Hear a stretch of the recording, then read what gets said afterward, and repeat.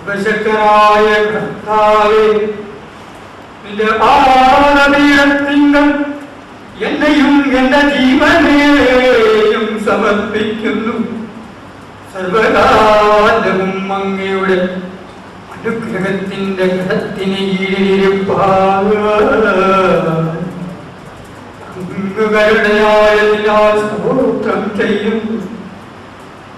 മനസ്സുകൊണ്ട്, ചിന്ത കൊണ്ട്, പ്രവൃത്തി കൊണ്ട് ചെയ്തു പോയ തെറ്റുകുറ്റങ്ങളെല്ലാം അവകാരുണ്യത്താൽ പൊറുത്തനുഗ്രഹിക്ക വേണമേ.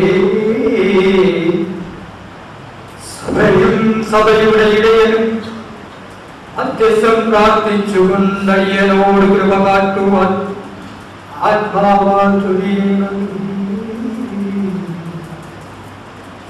ശക്തനെ, നീയല്ലോ വഴിയും സത്യവും, നീയല്ലോ ജ്യോതിസും പ്രാണനും രക്ഷയും, എന്റെ ആരാധനയ്ക്ക് യോഗ്യനും നീയല്ലോ. നന്ദി യേശുവേ, സ്തോത്രം യേശുവേ. ഹല്ലേലൂയ. ഇരുക്കരമുട്ടാതെ ഇഹപര ജീവിതം ഉലകേറിയ അക്കരെ ചെങ്കടൽ മുക്തി നീ നേടണേ. ഇക്കരെ ക്രിസ്തുവിൽ നിൽക്കാവൂ. ഇരുക്കരമുട്ടാതെ ഇഹപര ജീവിതം ഉലകേറിയ അക്കരെ ചെങ്കടൽ മുക്തി നീ നേടണേ. ഇക്കരെ ക്രിസ്തുവിൽ നിൽക്കാവൂ. മന്ന കൊണ്ടഭിഷേകം, കാണ കൊണ്ടഭിഷേകം, തിരുകൃപ കൊണ്ടഭിഷേകം, ദാസനു തിരുകൃപ കൊണ്ടഭിഷേകം. മന്ന കൊണ്ടഭിഷേകം, കാണ കൊണ്ടഭിഷേകം, തിരുകൃപ കൊണ്ടഭിഷേകം, ദാസനു തിരുകൃപ കൊണ്ടഭിഷേകം. കടൽ പോലെ കലുഷമം ഒഴുകുമെൻ മാനസം, സ്തോത്രഗീതങ്ങൾ ശാന്തമാകും. കടൽ പോലെ കലുഷമം ഒഴുകുമെൻ മാനസം, സ്തോത്രഗീതങ്ങൾ ശാന്തമാകും. ജീവിതം എന്ന മഹാസാഗരം കണ്ടിട്ട് ജീവികൾ നമ്മളിങ്ങനെ പകച്ചു നിൽക്കുകയാണ്. ജീവിതം എന്ന ഈ വലിയ സാഗരത്തിൽ നമ്മെ തകർത്ത് കളഞ്ഞേക്കാവുന്ന വലിയ സുനാമി തിരകൾ, വലിയ തിമിംഗലങ്ങളും, കഷ്ടവും നഷ്ടവും രോഗവും ദുരിതവും മാനഹാനി അപഖ്യാതി നിരാശ എല്ലാം കൂടെ നിറഞ്ഞ ജീവിതം എന്ന മഹാസാഗരം. അതിന്റെ ഇക്കരെ കര നമ്മൾ പകച്ചു നിൽക്കുക, എങ്ങനെയെങ്കിലും ഒന്ന് താണ്ടി അക്കരെ എത്തിയാൽ ശാശ്വതമായ സമാധാനപരമായ നിത്യമായ ഒരു ഇടമുണ്ട്. പക്ഷെ ഈ സാഗരം കടന്ന് നീ അക്കരെ എത്തണം.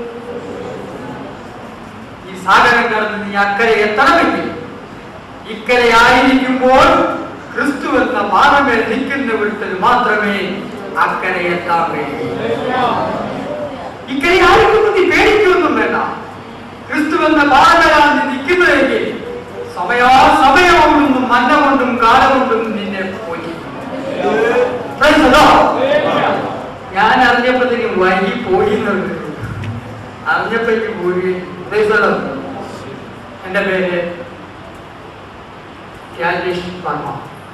ചെങ്ങന്നൂർ ആദിത്യപുരം കൊട്ടാരത്തിലെ ഇപ്പോഴത്തെ വലിയ തമ്പുരാട്ടിയായ ആയിരത്തിനാൾ തങ്കമവലിയമ്മായി തമ്പുരാട്ടിയുടെയും ഋഗ്വേദ പണ്ഡിതനായ മുല്ലശ്ശേരി കൃഷ്ണവർമ്മയുടെയും 3 മക്കളിൽ ഇളയമാണ്. ഞങ്ങളുടെ വീട്ടിൽ ഞങ്ങൾ 3 പേരാണ്. 2 ജ്യേഷ്ഠി, ഞാനൊരു മകൻ. വിശദീകരിക്കാം. മുല്ലശ്ശേരിന്റെ അച്ഛൻ്റെ തറവാട്ടിൽ ഞങ്ങൾ 37 കൊച്ചുമക്കളുണ്ട്. 36 പെണ്ണാണ്. ഞാനൊരു മകൻ മാത്രമേ ആണായിട്ടുള്ളൂ. വീരശൈവ ബ്രാഹ്മണനായ എൻ്റെ മാതാപിതാക്കൾക്ക് കിട്ടാതെ പോയ സനാതനങ്ങളെ കുറിച്ചുള്ള വലിയ മൂല്യങ്ങൾ, ബോധ്യങ്ങൾ എനിക്കുണ്ടാവണമെന്ന് അവരെ ആഗ്രഹിച്ചു. അതിന്റെ ഫലമായി 4ാം ക്ലാസ് വരെ എനിക്ക് കോവിലത്ത് നിന്ന് പഠിക്കാൻ അവസരം ഉണ്ടായിട്ടുള്ളൂ.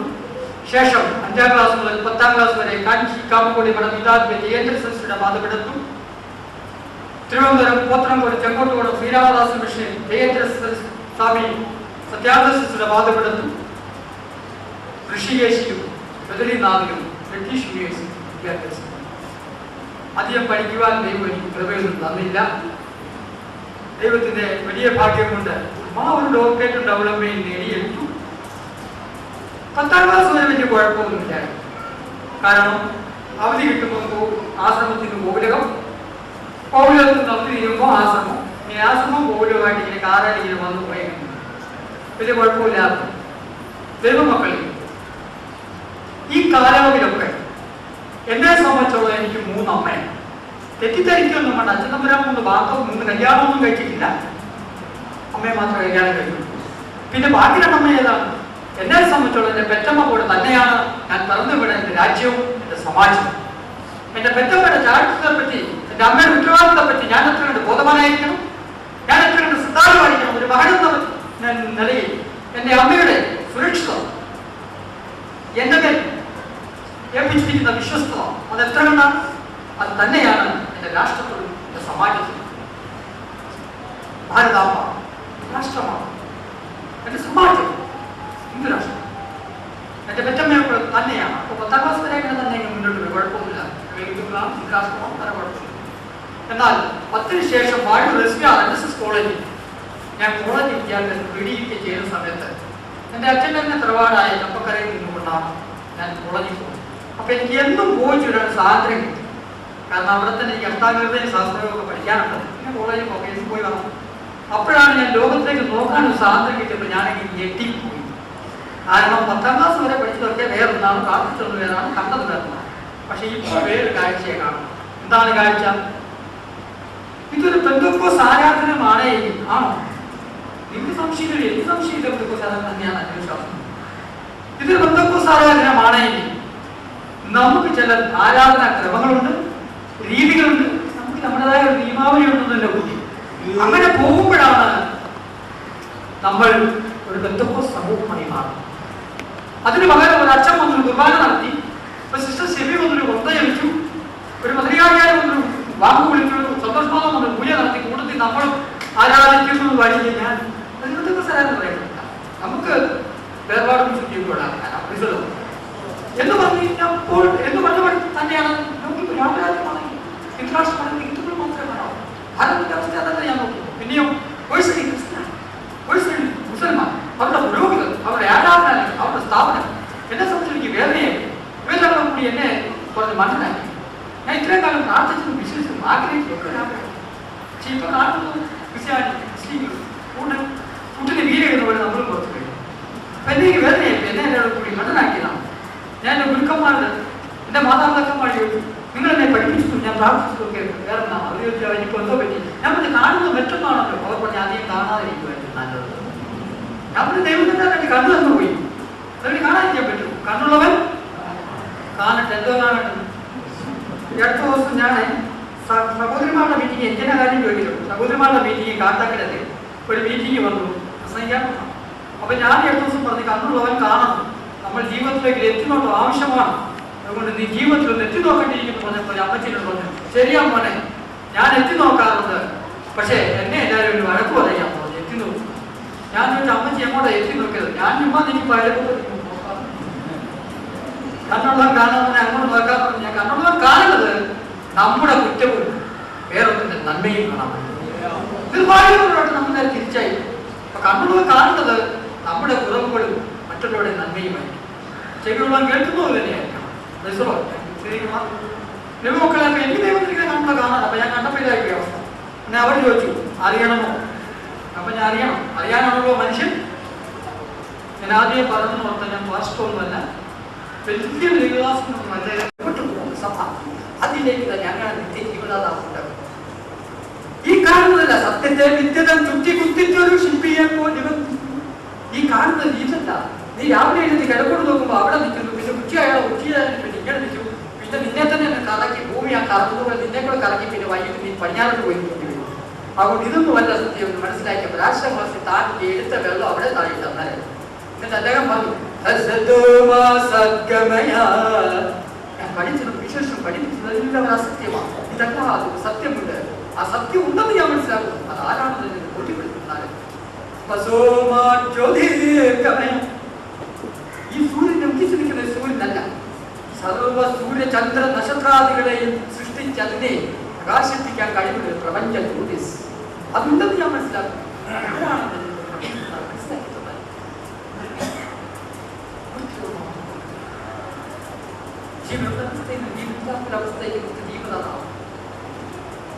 പരാശരമഹർഷിയായിട്ട് അതിന് ഉത്തരവില്ലാതെ, കാരണം അദ്ദേഹമാണ് ഏറ്റവും വലിയ പണ്ഡിതൻ.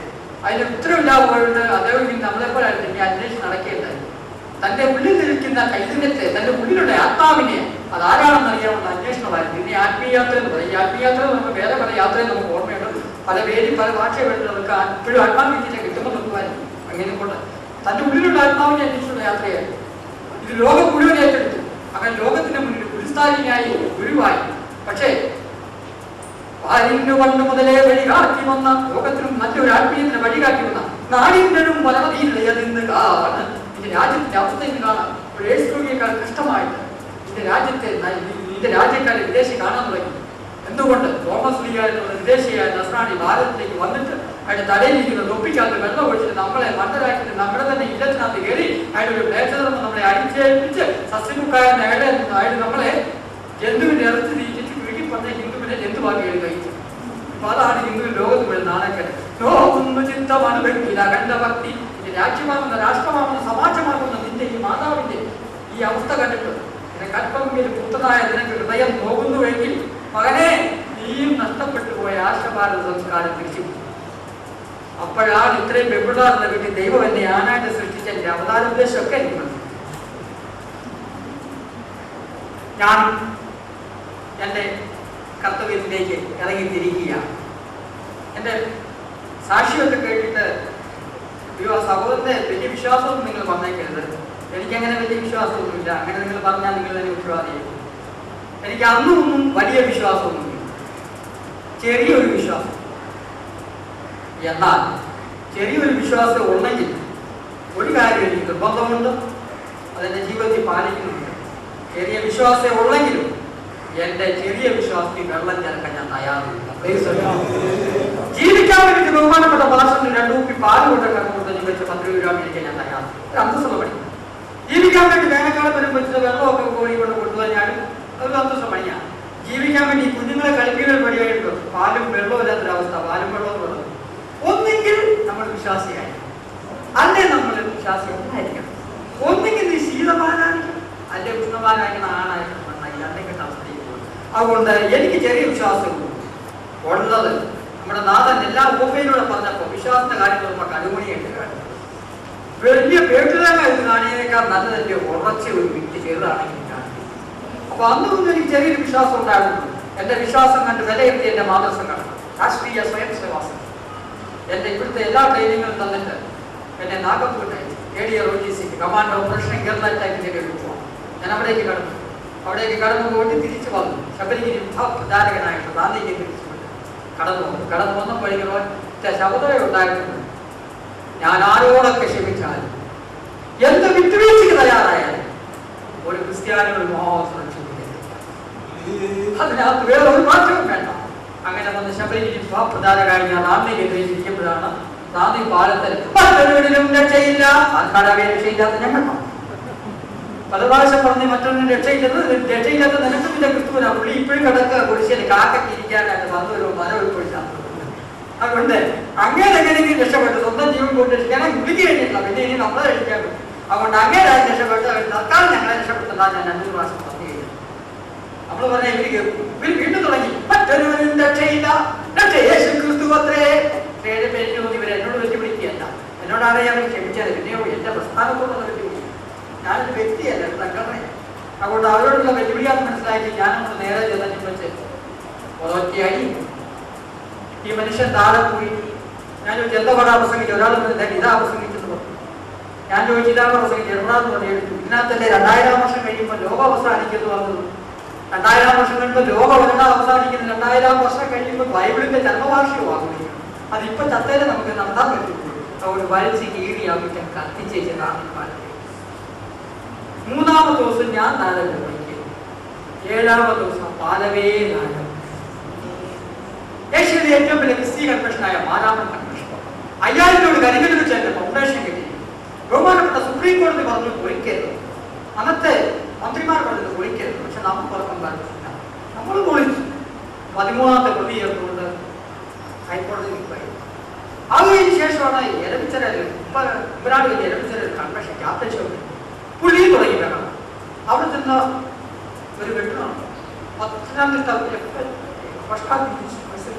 1ാം പ്രതിയായിട്ട് ഗുജറാത്ത് കലാപത്തിൽ 25ാം പ്രതി ചേർത്തുകൊണ്ട് നാനാമതി കമ്മീഷന്റെ തെരഞ്ഞെടുപ്പിൽ എന്തിന് മണ്ടാർ കമ്മീഷൻ ചെയർപേഴ്സൺ ജസ്റ്റിസ് ശ്രീദേവി ഹൈക്കോടതി ജഡ്ജിയായിരുന്നപ്പോൾ അവർക്ക് ചോദിച്ചു, ഈ മനുഷ്യനെ ഇവിടെ ഫ്രീ ആയിട്ട് ഒരു കുറി കൊടുത്തേക്കാം. കാരണം രാവിലെ 10 മണിക്ക് എന്നെ വിളിക്കും, അതിന് ഞാൻ ജാമ്യം എടുക്കും. 11 മണിക്ക് അടുത്ത കേസ് വിളിക്കുമ്പോൾ ഞാൻ 12 മണിക്ക് ഉച്ചയ്ക്ക് ഉണ്ടായിട്ട് ചേർന്ന് ചെല്ലുമ്പോൾ ഞാൻ അവസാനം എന്നോട് ചോദിച്ചു, ചെങ്ങന്നൂരിൽ നിന്ന് എറണാകുളത്തിൽ പോയി വരുവാണ്. ഞാൻ പറഞ്ഞ അതെ പോയി വരികയാണ്, ഒരു ടൂർ കൊടുത്തേക്കാം. അപ്പൊ അങ്ങനെ നടക്കുന്ന കാലം, ദൈവമക്കളെ സകല ക്രിസ്ത്യാനും യുദ്ധം പ്രഖ്യാപിച്ച് അങ്ങനെ നടക്കുന്ന കാലം ഞാൻ വിവാഹം കഴിക്കുന്നില്ല തീരുമാനിച്ച് മാതാ അമൃതാന്റെ കയ്യിൽ നിന്ന് ബ്രഹ്മചര്യത്തിന് മതദീക്ഷ സ്വീകരിച്ചു. വിവാഹം കഴിക്കുന്നില്ല തീരുമാനിച്ചു. ഒരു പെണ്ണിനെ കൊണ്ടു നടക്കാനുള്ള ചങ്കുറ്റം ഇല്ലാഞ്ഞിട്ടോ തീറ്റിപ്പോറ്റാനുള്ള കഴിവില്ലായിട്ടോ അല്ല, ആഗ്രഹമില്ലായിട്ടുമല്ല. പിന്നെയോ എന്റെ സമാജം, എന്റെ രാഷ്ട്രം നാളെ ഒരു പ്രതിസന്ധിയെ നേരിടുമ്പോ എനിക്ക് പനിയാണ്, ഭാര്യയ്ക്ക് തലവേദനയാണ്, കുഞ്ഞിന് ലൂസ് മോഷനാണ്, ഞാൻ നാളെ വരാം എന്ന് പറഞ്ഞിട്ട് എന്റെ ഉത്തരവാദിത്തത്തിൽ നിന്ന് ഒളിച്ചോടാൻ ഞാൻ തയ്യാറാണ്. എനിക്കൊരു സ്വപ്നമുണ്ട്. ക്ഷീണിച്ച ദേഹം ഉയരട്ടരിയുന്ന മുന്നേ, ദാഹിച്ച കണ്ണൊളി മറഞ്ഞണയുന്ന മുന്നേ അത്യന്ത വൈഭവ സമുച്ചരം എന്റെ സ്വപ്നമാ. എന്റെ കണ്ണണയുന്നതിന് മുന്നേ, എന്റെ ശ്വാസം തീരുന്നതിന് മുന്നേ പാർലമെന്റ് സ്വപ്നം കാണുന്ന പറയാം. അപ്പൊ ഭാര്യയുണ്ട്, മക്കളുണ്ടെന്ന് പറഞ്ഞ് എനിക്കൊരു ഉത്തരവാദിത്തം പറ്റത്തില്ല, അങ്ങോട്ട് കല്യാണം കഴിക്കുന്ന അങ്ങനെ മത്രയിൽ ബ്രഹ്മദീക്ഷയൊക്കെ സ്വീകരിച്ചിരിക്കുക ദൈവമക്കളിൽ. അപ്പോഴേ ഞങ്ങൾ പത്തനംതിട്ട ജില്ലയിൽ മലയാളപ്പുഴ ദേവീക്ഷേത്രം, അവിടെ ശതകോടി ദിവസം പരിപാടി കാണുന്നതാണ്. കാര്യവാഹമായിട്ട് എന്നെ അഭിഷേകം.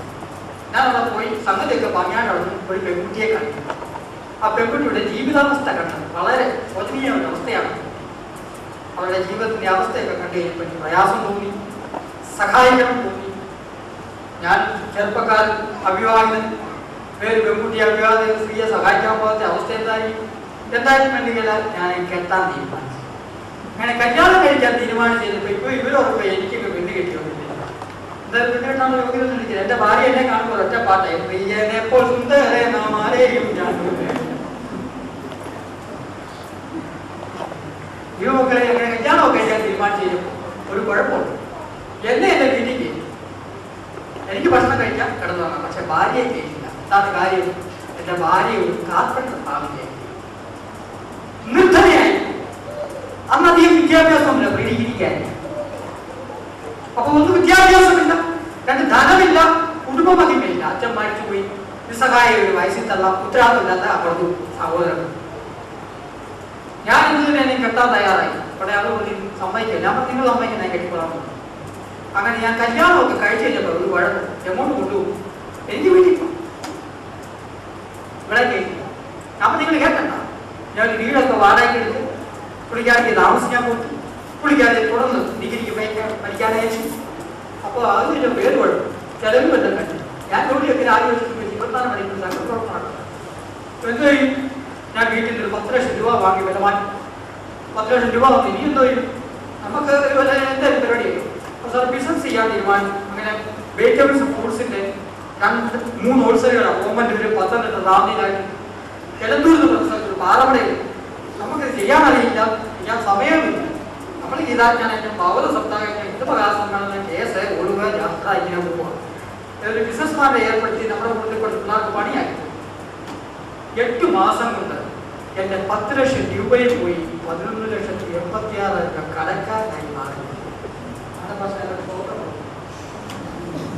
അത് വരെ ഉണ്ടായിരിക്കുകയായിരുന്നു. എന്റെ 8 ലക്ഷം രൂപയും പോയി ഞാൻ 11,20,000 കടക്കാരനായപ്പോൾ ആദ്യം വിട്ടുള്ളത് ദൈവമേ സ്തോത്രം, വന്ന കടക്കാരൻ ഹൃദയത്തിന്റെ തകരുന്ന അത്ര സംസാരിക്കും. മോനെ നീ മരിച്ചാലും കുഴപ്പമില്ല, മരുമോടെ നിന്റെ കണ്ണുനീര് സ്തോത്രം എന്നെ കടക്കാരനാക്കി ദൈവത്തിൽ. അങ്ങനെ എന്റെ പൈസ എല്ലാം പോയി കഴിഞ്ഞു. എല്ലാവരും എന്നോട് ഇല്ല. ഒറ്റ സുപ്രഭാതത്തിൽ ഞാൻ കടക്കാരനായി മാറി. ഞാൻ നേരെ കോവിലത്ത് വിളിച്ചിട്ട് കാര്യങ്ങൾ പറയുമ്പോൾ അവർ പറഞ്ഞു, നിനക്കിത് മരണമണ ഉടുത്താൻ കേട്ടവനെ ആ മുടിഞ്ഞവൾ എന്ന് വന്നു അന്ന് തുടങ്ങി നിന്റെ മുടിച്ച് ഈ മാതാപിതാക്കളുടെ സ്വപ്നങ്ങൾക്ക് മങ്ങലേൽപ്പിച്ചവൻ, ഉരുക്കന്മാരുടെ ശാപമേറ്റുവാങ്ങവൻ, പിതൃക്കളുടെ ശാപമേറ്റവൻ, അവളെ നീ ഉപേക്ഷിക്കുക, ഞങ്ങളെ അവളെ നീ ഉപേക്ഷിക്കും. ഞാൻ പറഞ്ഞ അവളെ ഉപേക്ഷിക്കുന്ന കാര്യം എന്താ നീ നിന്റെ പണി നോക്കണം. ഞാൻ അവിടെ നിന്ന് കരഞ്ഞുകൊണ്ടിറങ്ങി വന്നു. എൻ്റെ വണ്ടിയും എൻ്റെ ഭാര്യയുടെ വണ്ടിയും ഞങ്ങൾ രണ്ടുപേരും സ്വർണവും കുഞ്ഞുങ്ങളുടെ സ്വർണവും ഒക്കെ വിറ്റിട്ട് സ്വർണ്ണമൊക്കെ വിറ്റ് ദൈവമക്കളിൽ കടമൊക്കെ വീട്ടി, കടയുടെ അഡ്വാൻസ് ഒക്കെ വീട്ടി, കടമൊക്കെ വീട്ടി വീട്ടിൽപ്പെടും 2 ലക്ഷം രൂപ മിച്ച കടം. ഈ 2 ലക്ഷം രൂപ എന്നെ അപകടത്തിനാക്കുക. കാരണം ഞാൻ ഒന്നുമില്ലാത്തൊരു വ്യക്തിയായിരുന്നു. അതുകൊണ്ട് എല്ലാവരും എന്നോട് ചോദിക്കാറുണ്ട്, ഈ 2 ലക്ഷം രൂപ കടമായി വന്നപ്പോൾ എല്ലാവരും ഞാൻ ചോദിച്ചു ആരും സഹായിക്കാനില്ല വന്നപ്പോൾ ഞാൻ ദൈവത്തിലേക്ക് തിരിച്ചു. ഏത് ദൈവത്തിലേക്ക്? സമയം പക്ഷേ ഇവർ ഏതാണ്ട് മേടിച്ചോണ്ടാണ് വന്നത്. കർത്താവായ യേശു ദൈവമാണ്. സ്തോത്രം. ഞാനൊന്നും മേടിച്ചോണ്ട് വന്നതല്ല. അതുകൊണ്ട് ഈ 10ാമത്തെ വർഷത്തെ എൻ്റെ സമാജത്തിന്റെ മുന്നിൽ, എൻ്റെ സംഘടന മുന്നിൽ, ഞാൻ ജീവിക്കുന്ന എൻ്റെ ദേശത്ത് എനിക്ക് സാക്ഷ്യമുണ്ട്. ഞാനൊന്നും മേടിച്ച 2 ലക്ഷം രൂപയ്ക്ക് യേശുക്രിസ്തു മണ്ടനാണ്, യേശുക്രിസ്തു ദൈവമാണെന്ന് പറയാൻ ഞാൻ മണ്ടനാണ്. എന്നെ കെട്ടി വിചാരിച്ചിട്ടില്ല. അതിൽ കൂടുതലാണ് ദൈവമക്കളെ, കർത്താവായ യേശുക്രിസ്തു എന്റെ രക്ഷകനും നാഥനുമായ ഞാൻ എന്റെ ഹൃദയം കൊണ്ട് വിശ്വസിച്ച് അതിനെ കൊണ്ട് ഏറ്റു പറയും മുന്നേ ഈ ലോകത്തിന്റെ മുന്നിൽ എനിക്ക് നഷ്ടമല്ലാതെ വേറൊന്നില്ല. അതുകൊണ്ടായി 10ാമത്തെ വർഷം ഇവരുടെ മുന്നിൽ ഞാൻ ഇങ്ങനെ തെളിഞ്ഞ് നിൽക്കണം. അവരുടെ മുന്നിലായിട്ടോ എനിക്ക് ഞാൻ പറഞ്ഞു ഇതേപറ്റി ഞാൻ പോകും. ലോകത്തിന്റെ മുന്നിൽ യേശുക്രിസ്തു ദൈവമാണെന്ന് പറഞ്ഞതിന്റെ പേരിൽ എന്നോട് പറ്റും പറയണം. സാറേ എല്ലാവരും പറഞ്ഞപ്പോൾ ഞങ്ങൾക്ക് മനസ്സിലായില്ല, നിങ്ങൾ പറഞ്ഞപ്പോൾ മനസ്സിലായില്ലോ. ഞങ്ങൾക്ക് എന്താ മനസ്സിലാവാത്തത്? അല്ല, ഒരു നേട്ടവും കാണുന്നില്ല, ഓട്ടം മാത്രമേ ഉള്ളൂ. ഞാൻ പറഞ്ഞു ശരിയാണ്, നിങ്ങൾ ഉദ്ദേശിക്കുന്ന ഞാൻ കർത്താവായ യേശു ദൈവമാണെന്ന് പറഞ്ഞ നഷ്ടം മാത്രമല്ല. നിങ്ങൾ പറ, ഞാൻ എന്തിനാ കർത്താവായ യേശു ദൈവമാണെന്ന് പറഞ്ഞത്? കർത്താവായ യേശു ക്രിസ്തുവിനെ രക്ഷകനും നാഥനുമായി സ്വീകരിക്കുന്നതിന് മുന്നേ വലിയ ബന്ധുജനത ഉണ്ടായിരുന്നതാണ് ഞാൻ. കർത്താവായ യേശു ക്രിസ്തുവിനെ എന്റെ രക്ഷകനും നാഥനുമായി സ്വീകരിക്കുന്ന പേര് ഞാൻ അനാഥനായി മാറി. കർത്താവായ യേശു ക്രിസ്തുവിനെ സ്വീകരിക്കുന്നതിന് മുന്നേ 4 ഗോകുലവും ഉണ്ടായിരുന്ന രാജേഷ് വർമ്മ ആദ്യം വേദിച്ചല്ലാതെ കണ്ടോണ്ടില്ല, ഇപ്പൊ പാടാൻ വേണ്ടി. കർത്താവായ യേശു ക്രിസ്തുവിനെ വിശ്വസിക്കുന്നതിന് മുന്നേ ഞാൻ കല്യാണം കഴിച്ചതാണ്. അത് മതം മാറി പെണ്ണുകെട്ടാൻ വന്നതല്ല. കർത്താവായ യേശു ക്രിസ്തുവിനെ രക്ഷകനും നാഥനുമായി സ്വീകരിക്കുന്നതിന് മുന്നേ 2 ആൺപിള്ളേരെ തലമുറ ദൈവത്തോട് കണ്ണ കാണിച്ചു, മക്കളില്ലാത്തവർ ദൈവത്തെ രക്ഷകനും നാഥനുമായി സ്വീകരിക്കുന്നതിന് മുന്നേ പത്മയ്ക്കും നമ്മുടെ ഭാര്യയ്ക്ക് ജോലി ഉണ്ടായിരുന്നു. ഇപ്പൊ ജോലിയില്ല, ജോലി ഉണ്ടാക്കാൻ പറ്റുന്നതല്ല. ദൈവത്തെ രക്ഷകനും നാഥനുമായി സ്വീകരിക്കുന്നതിന് മുന്നേ നല്ല ആരോഗ്യവനായിരുന്നു, സൗഖ്യത്തിന് വന്നത്. ഇപ്പോഴായിരുന്നു രോഗിയായി. പിന്നെ ഞങ്ങൾ എന്തിനു വന്നാണ്? ഇതെല്ലാം ഉണ്ടായിരുന്നപ്പോഴും ഇല്ലാത്ത ഒരു സ്നേഹവും സമാധാനവും ഞങ്ങളുടെ ജീവിതത്തിലുണ്ട്.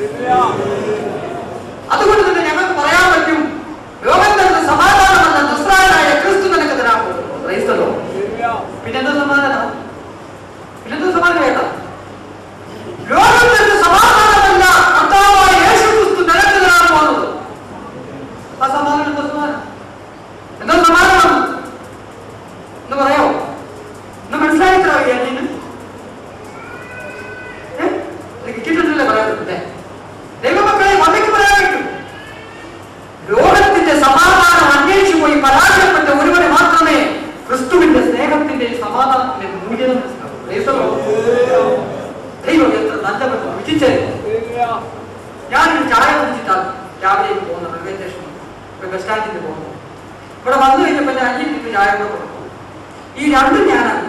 കടലെ ചായ, അദ്ദേഹം കൊണ്ടുവന്ന ചായ.